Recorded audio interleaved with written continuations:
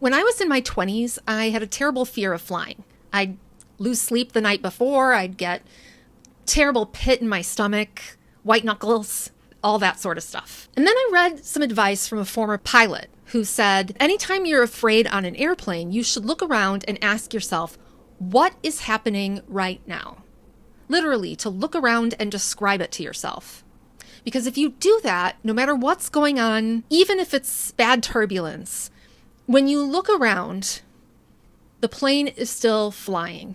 The crew is completely blasé. They're even bored about it half the time.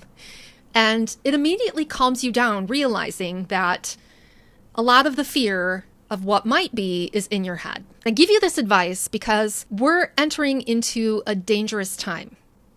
On Thursday, Donald Trump is going to make some crazy announcement related to election interference. And spoiler alert, the election interference is coming in the form of that announcement. It's a scary time to be an American. Here's how we're going to get through it.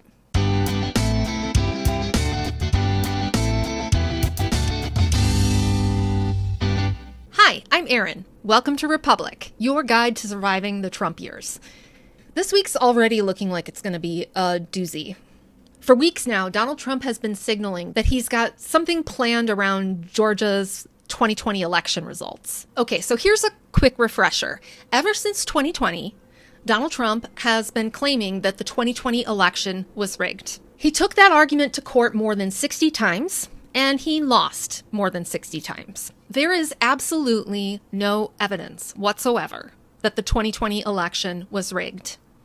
Even Arizona's audit of Maricopa County, which was led by a MAGA conspiracy theorist, ultimately concluded that there was no election interference. Now, don't get me wrong. Foreign governments do interfere in American elections. They do it by laundering campaign contributions, and they do it by social media manipulation. But the claim that a foreign government is hacking into our voting systems, that's been disproven time and again. Just ask Fox News. The claim was so wrong that they had to pay Dominion Voting Systems over $780 million for saying it on air. This presidency is so nerve-wracking for anyone who cares about democracy that it is very tempting to start catastrophizing. Every time you feel turbulence, it's natural to think the plane is crashing.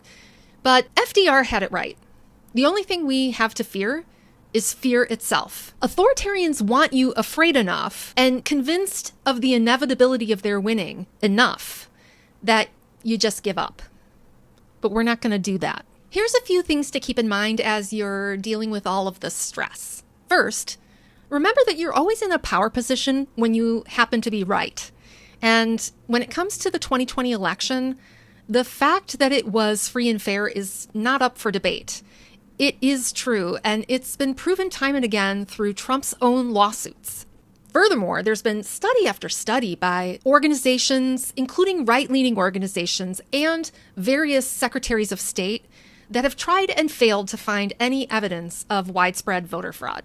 Second, remember to always ask for the evidence, loudly and often. Remember when Kristen Welker asked Trump to provide direct evidence that the 2020 election was rigged? Because they're cheating on the election. Do you have evidence to support all that? I have to do is look. I mean, think about it. It has been 6 years, and he has still no answer to that question. Imagine a judge saying, "Do you have any evidence?" And the prosecutor says, "Well, all I have to do is look." That's not evidence. But you've never presented evidence. CNN. But Mr. President, You're one-sided crooked network. So let's call it quits because I've had enough. Thank you, darling. Have a good time. And of course, that's what a coward does when they're confronted with the truth and they can't do anything else. They have to run away.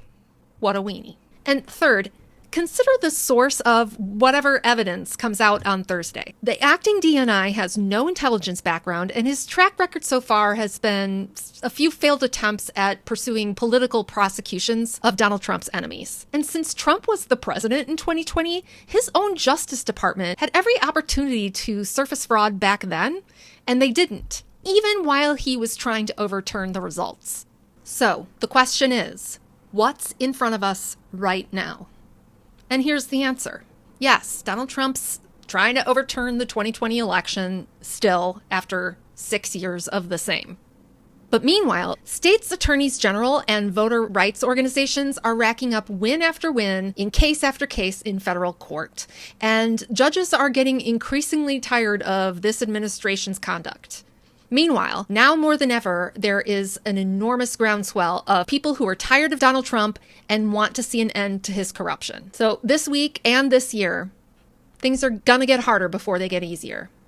But we have the truth on our side, and we have an army of patriotic citizens racking up wins against this corrupt administration.